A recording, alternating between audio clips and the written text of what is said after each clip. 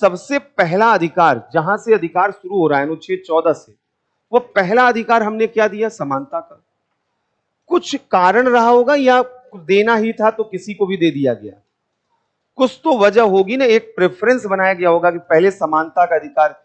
इसका मतलब है कि संविधान निर्माता किस चीज पे ज्यादा फोकस कर रहे थे? समानता के अधिकार पर। और क्यों यह समानता के अधिकार पर इतना बल दिया जा रहा था? स्वतंत्रता का अधिकार क्यों नहीं दिया गया पहले? जो दूसरे नंबर पे दिया गया उसको पहले नंबर पे दिया जा सकता था, क्योंकि यह हमारे समाज का जो नेचर था वो हमें समझना था। हमारा जो समाज था वह परंपरागत रूप में पद सोपानिक था। पद सोपानिक का मतलब है, सब सोपान मतलब ऊंचा और नीचा, और सबके पद जो हैं ऊंचे और नीचे के क्रम में बटे हुए थे। ये अलग अलग आधारों पर पद सोपान बना था। एक तो जाति यहां पर थी, जाति का आधार बना हुआ था, कोई उच्च जाति का था, कोई पिछड़ी जाति का, कोई निम्न जाति का था, पुरुष है, महिला है, ट्रांसजेंडर है, अलग अलग डिवीजन यहां पर जो है वह समाज के किए गए थे। असमानता बहुत ज्यादा हमारे समाज में थी। अब असमानता होने पर समस्या क्या है? इनइक्वालिटी होने पर समस्या क्या है? अगर आपके समाज में बदलाव संभव हो तब तो आपका समाज बहुत अच्छा है, लेकिन अगर आपका समाज रूढ़ हो तब आपका समाज बहुत वहां पर आपत्तिजनक है। मतलब कि अगर कोई अनुसूचित जाति में व्यक्ति जन्म ले और वह बेहद प्रतिभाशाली हो, तो क्या वहां पर उसे समाज में एक सम्मान मिलना चाहिए? तो परंपरागत जो जाति व्यवस्था थी वह उसको सम्मान नहीं देता था। जो मूल समस्या थी कि जाति के आधार पर लोगों की स्थिति तय कर दी गई, यानी कोई परिवर्तन ही नहीं, कोई सामाजिक गतिशीलता ही नहीं कि आप जो है कल को अगर बेहतर करेंगे तो आपको ऊपर जाने का आपको वहां पर मौका रहेगा, कुछ कोई मौका ही नहीं। तो यह जो सिद्धांत था इसने हमारे समाज को कहीं ना कहीं रूढ़ बना के रख दिया था, ठहराव यहां पर ला दिया था। समानता का अधिकार इस ठहरे हुए समाज को गतिशील बनाने के लिए जरूरी था, सामाजिक गतिशीलता के लिए, कि जो योग्य हैं उनको यहां पर सम्मान मिले, जो प्रतिभाशाली हैं उन्हें सम्मान मिले। तो एक तो योग्यता और प्रतिभा को सम्मान अगर देना है तो समानता का अधिकार बहुत जरूरी है। अब दूसरा बड़ा मुद्दा यहां पर क्या है? दूसरा यह है कि योग्यता और प्रतिभा आएगी कब? जब अवसर मिलेगा। अवसर ही नहीं है तो मेरे अंदर कौन सी योग्यता और प्रतिभा आएगी? जब शिक्षा ही नहीं है, जब सामाजिक जीवन ही नहीं है, तो कॉन्फिडेंस कहां से आएगा? आप में और इंग्लिश मीडियम में क्या अंतर होता है? कई बार आप कई लोग पूछते हैं, आईटी के लोग यहां पर आकर जिन्हें हिस्ट्री की या पॉलिटी की या इस तरीके की ह्यूमैनिटीज के सब्जेक्ट की जानकारी नहीं होती, वो यहाँ के टॉप कर जाते हैं, पहला रैंक, दूसरा रैंक, तीसरा रैंक कर लेकर जाते हैं। आप खुद सोचिए, आप में से बहुत से लोग हिस्ट्री में रिसर्च स्कॉलर होंगे, आपसे ज्यादा हिस्ट्री आती होगी आईटीएन को, आपसे ज्यादा पॉलिटिकल साइंस, सोशियोलॉजी या ज्योग्राफी आता होगा, लेकिन आपका ही विषय लेकर वो टॉप करके जाते हैं, क्योंकि वो स्मार्ट है। स्मार्ट क्यों है? क्योंकि उन्हें एक्सपोजर ज्यादा मिला है। आप डरे हुए लोग रहते हैं, आपकी स्ट्रेटजी भी डरी हुई रहती है, आपके दिमाग में 10 तरीके के डर चल रहे हैं कि अगर नहीं हुआ तो क्या होगा, घर वाले अलग तरीके से दबाव बना रहे हैं। जो आईटी से निकला हुआ है उसने अपने जीवन में इतने इतने एक्सपोजर देखे, वो अपने घर से निकला हुआ है। आप में से अधिकांश लोग अभी अभी अपने घर से आए, और अभी जब से आए तब से होम सिकनेस के शिकार है। लगता है कि इस संडे तो चले जाते, घर जो है अच्छा रहता। अभी जो है अंदर इस तरीके की संवेदनाएं, भावनाएं, मम्मी थोड़ा सा भावुक हो गई, खुद ही रोने लगे, खुद रोते हैं। बहुत से लोग आप में से हैं इतने इमोशनल हैं कि वहां पर अकेले में बैठकर जो है आंसू अपने खुद से अकेले ही पोंछ रहे हैं। ये वाला सिचुएशन यहां पर है, और वो बिल्कुल प्रैक्टिकल, वो दिल्ली में, मुंबई में, कोलकाता में कहीं पर बैठा है, और वहां पे तो 2 दिन में बात हो गई वहां पे। और ऐसा नहीं है कि वो मतलब कठोर है, निष्ठुर है, क्योंकि उसका तरीका वही है। अब वो उतना वहां पर मेहनत कर रहा है, पढ़ाई कर रहा है, तो टफ बनता जा रहा है, वह खुद से जूझ रहा है, खुद से अपने आप को वह कर रहा है। यहाँ पे आप इलाहाबाद में हैं और आस ही पास से आए तो पता चला कि बुला लिया गया कि संडे को ना पूरे कपड़े उपड़े लेके आ जाना यहीं पे साफ। अरे साफ करने दो, माँ भी गजब की कि नहीं नहीं आओ तो हम सब कर देंगे ये सब। अब ये चीजें नहीं होनी चाहिए, कि आपके अंदर खुद जो है वो क्षमता आनी चाहिए खाना बनाने की। अब बहुत लोग यहाँ पर आए, अब वो जान रहे हैं कि बाहर का खाना अच्छा नहीं है, लेकिन अब खुद खाना बना ही नहीं सकते। तो खुद खाना बनाना, खुद सारा काम करना, बहरहाल तो मुद्दा ये है कि यहां पर समानता का अधिकार तब मिलेगा, मतलब समानता का अधिकार क्यों जरूरी है, क्योंकि अगर अवसर ही नहीं रहेगा तो हमारी क्षमताओं का विकास नहीं होगा। हमारे समाज में बहुत से लोग ऐसे रहे जिनकी क्षमताओं का विकास इसलिए नहीं हो पाया कि उन्हें अवसर नहीं मिल पाया। जैसे यहां पर अमूमन हम स्टीरियोटाइप इमेज बनाते हैं, जैसे पुरुष और महिलाओं में। महिलाओं को हम कमजोर मानते हैं कि वह शारीरिक रूप में, मानसिक रूप में कमजोर हैं, भावुक होती हैं, जल्दी रो पड़ती हैं और बहुत नाजुक होती हैं। वो जो है वहां पर अपनी रक्षा खुद नहीं कर सकती हैं।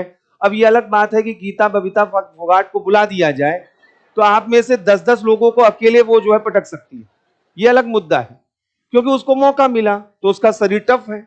आप में से जितने युवा हैं इनमें से 10 को अकेले गीता या बबीता फोगाट जो है पटक पटक के यहाँ पे जो भी मतलब हालत खराब कर दें आपकी, जितना आपका पौरुषत्व है, जितना मेल ईगो है, सब वहीं एक झटके में खत्म हो जाए। लेकिन चूंकि वो मौका महिलाओं को नहीं मिला तो उस तरीके से वहां पर स्टीरियोटाइप इमेज है। पुरुष और महिला में ज्यादा भावुक कौन, महिलाएं ज्यादा भावुक। अरे आप बचपन से ही जो अपने दिमाग में सुन रहे हैं, जो ट्रेनिंग आपको मिल रही, वैसे ही आप बन जाते हैं। बचपन में बता दिया गया कि आंख में आंसू आए तो मतलब कि लड़कियों जैसा रोते हो, ये कौन सी आदत तुम्हारी है, जब देखो तब लड़कियों जैसा रो देते हो। तो हमको बताया गया है कि लड़कियों जैसा रोना, अगर आप पुरुष हैं, पुरुष मर्द को दर्द नहीं होता, पहले ही बता दिया गया। तो वहां पर जो बताया गया है उसी हिसाब से हम अपने आप को ट्रेन करते हैं। ऐसे तमाम लड़के हैं, तमाम क्या मैक्सिमम हैं, जो अकेले में बाथरूम में जाकर रोते हैं। ऐसा नहीं है कि नहीं रोते, बड़े भावुक हैं, बहुत भावुक हैं। कोई अंतर नहीं है लड़का और लड़की में भावना के स्तर पर। बहुत से लड़के जो हैं वहां पर भावुक हैं और जबरदस्त भावुक हैं। लेकिन यहां पर चूंकि वो किया गया है, बोल दिया गया है बचपन से ही आप, और ये जवान का हिस्सा बन जाता है हमारा। हम बात करते करते हमने भी चूड़ियां नहीं पहनी, तो चूड़ियां क्या है, ये संकेत है कमजोरी की। चूड़ियां जो है वो संकेत, हमने तो ये हमारे माइंड की साइकोलॉजी में इतना अंदर तक घुसा हुआ है कि हम इसी तरीके से जो है यहां पर यह भेदभाव करते हैं। यह भेदभाव केवल महिलाओं के लिए, महिलाओं को अवसर नहीं मिला अलग अलग स्तरों पर। यह भेदभाव ट्रांसजेंडर के साथ, आप में से कितने लोग यह जानते हैं कि ट्रांसजेंडर कभी परिवार में जन्म लिए हैं कि नहीं? किसने अपने घर में ट्रांसजेंडर को देखा है? किसने अपने पड़ोस में ट्रांसजेंडर को देखा है? किसने अपने बचपने में अपने मित्र के रूप में ट्रांसजेंडर को देखा है? जब स्कूल में पहुंचे तो वहां कोई ट्रांसजेंडर आपको मिल गया, या जब आप कॉलेज में पहुंचे तब कोई ट्रांसजेंडर मिला, या जहां कोई काम करता है वहां कोई ट्रांसजेंडर। ये ट्रांसजेंडर आते कहां से हैं? मतलब इनका तो जन्म उन्म होता नहीं होगा, सीधे जो है जब बारिश वारिश उल्का पिंड होते होंगे वहां से ट्रांसजेंडर आते होंगे। हमें इनके बारे में कोई जानकारी नहीं, और इनके साथ कितने बड़े स्तर पर भेदभाव हो रहा है। मतलब एक लेयर है महिलाओं के साथ भेदभाव का, पुरुष और महिला दोनों मिलकर उनका ट्रांसजेंडर का, किन्नर का जो है भेद शोषण कर रहे हैं। महिला ये सोचती है कि हमारा शोषण पुरुष कर रहा है तो वो अपने को शोषित बना लेती है, लेकिन वो भी शोषक है। ये लेयर ऑफ एक्सप्लॉइटेशन है अलग अलग, कि एक तरफ उच्च जाति जो है, पिछड़ी जाति, वो सोच रही है कि उच्च जाति उसका शोषण कर रहा है, वही पिछड़ी जाति अपनी महिलाओं का शोषण करे, वो भी शोषक है। एक ही जगह पर वो शोषित भी है, एक ही जगह पर शोषक है। ये लेयर है, और जब तक ये समझ नहीं डेवलप होगी, समानता की भावना डेवलप नहीं होगी, तब तक इस समस्या का समाधान नहीं होने वाला है।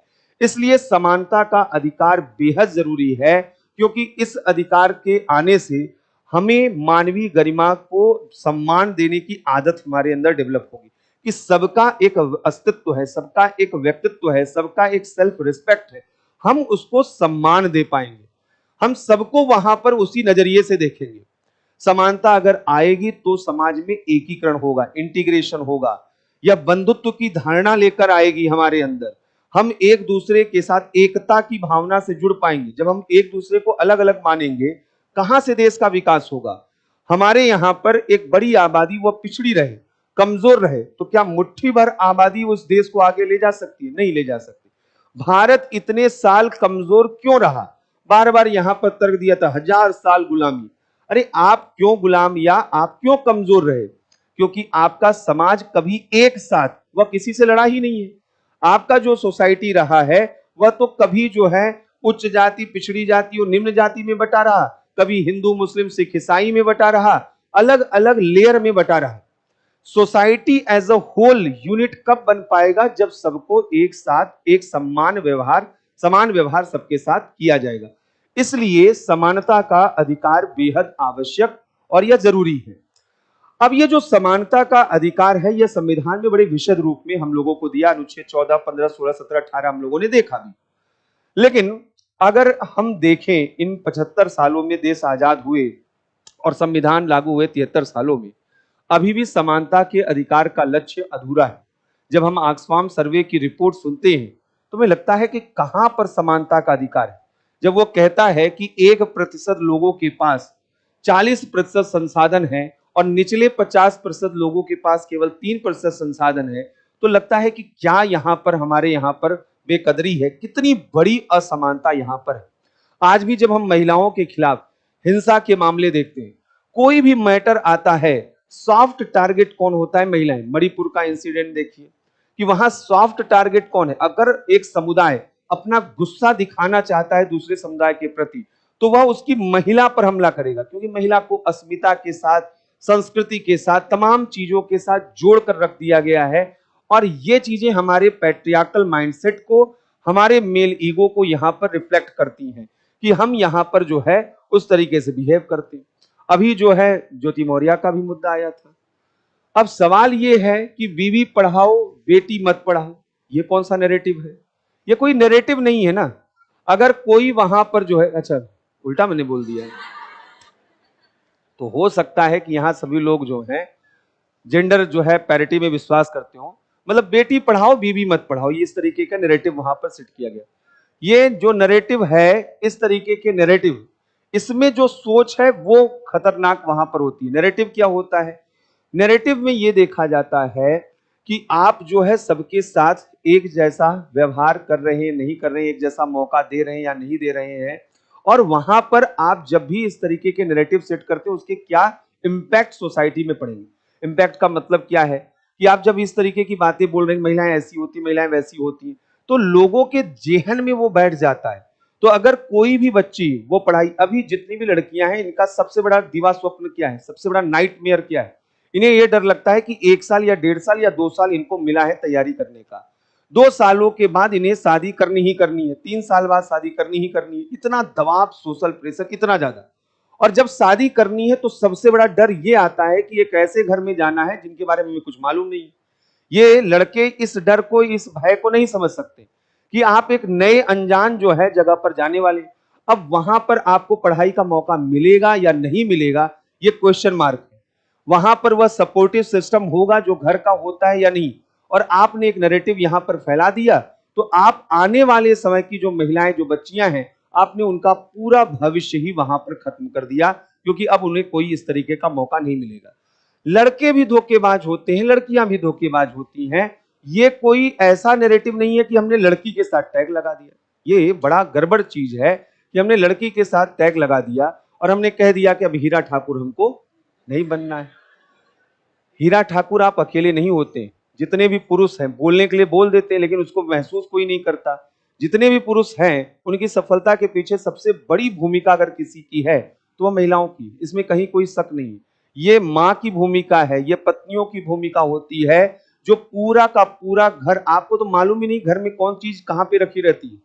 आपको तो अधिकांश, और अगर 1-2 दिन आपको संभालना पड़ जाए, भूखे सोते हैं आप, या तो बाहर से मंगाएंगे, कुरकुरे खाकर और जो है कोल्ड ड्रिंक पीकर निकलेगा जमाना।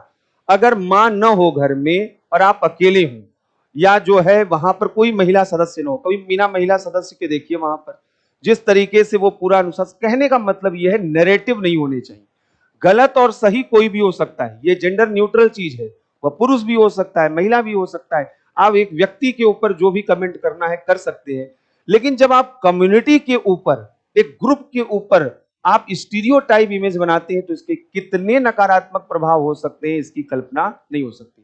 तो यह बताता है कि आज भी समानता का अधिकार व्यवहारिक नहीं है। अनुसूचित जातियों के प्रति हिंसा के मामले लगातार बढ़े और सबसे अधिक हिंसा के मामले उत्तर प्रदेश से आए। पिछले साल का जो आंकड़ा एनसीआरबी का है, 1.2% मामलों में वृद्धि देखी, हिंसा के मामलों में वृद्धि देखी गई। अनुसूचित जनजातियों के खिलाफ तो लगभग 6-7% हिंसा के मामलों में वृद्धि देखी जा रही। यानी शेड्यूल ट्राइब के खिलाफ भी हिंसा के मामले लगातार वहां पर बढ़े। तो कई स्तरों पर असमानता है और असमानता अब नए नए तरीके की असमानता आ रही। हम एक तरफ कह रहे हैं समानता हम लेकर आएंगे, तो जो पुरानी समानता असमानता थी उसको तो मान लीजिए धीरे धीरे हम खत्म कर रहे हैं, अस्पृश्यता कमजोर हुआ है, जातिगत बंधन कमजोर हुए, ये बात बिल्कुल सही है और हम अपनी सोसाइटी को इसके लिए बधाई दे सकते हैं। लेकिन आज डिजिटल असमानता है, यानी कुछ लोगों तक टेक्नोलॉजी है, कुछ लोगों के पास नहीं। जिन लोगों के पास टेक्नोलॉजी की समझ है, ज्ञान है, वो आने वाले समय को लीड करने वाले हैं। अब एआई का जमाना है, चैट जीपीटी आ चुका है। अब आप देखिए एआई एंकर वगैरह सब आ चुके हैं कि न्यूज एंकर कौन है, तो एआई वहां पर। ऐसे सिचुएशन में बड़े स्तर पर वे लोग जो अनस्किल्ड हैं उनका जॉब जा सकता है, blue collar job, white collar job, ये सब जाने की संभावना अगले 10-15 सालों में आ सकती है। अभी तो ये सब शुरुआती दौर में है, अभी तो रिसर्च हो रहा है, लेकिन आने वाले 10-15 सालों में जब वाकई एआई आ जाएगा और हर काम वो करना स्टार्ट कर देगा, तो यह जो है बड़ी संख्या में उन लोगों को बाहर कर देगा जो लोग अनस्किल्ड है, और ये बड़ी समस्या लेकर आएगा। तो यानी असमानता के नए नए रूप आ रहे हैं, भाषाई असमानता, ग्रामीण शहरी स्तर पर असमानता। तो ये अनइक्वालिटी जो है, यहाँ इनइक्वालिटी ये बड़ी तेजी के साथ अलग अलग स्तरों पर दिख रही है, और इसलिए समानता के संबंध में हमें एक कॉम्प्रिहेंसिव योजना बनानी होगी कि कैसे सरकार अपनी योजनाओं के माध्यम से वह समाज में समानता लेकर आ सके और इसके महत्व को समझे, लोगों को समझाएं। यह वैधानिक प्रावधानों, सरकारी योजनाओं से तो लाया ही जाए, मानसिकता के स्तर पर बदलाव बहुत जरूरी है कि हम मनुष्य के रूप में एक दूसरे का सम्मान कर सकें।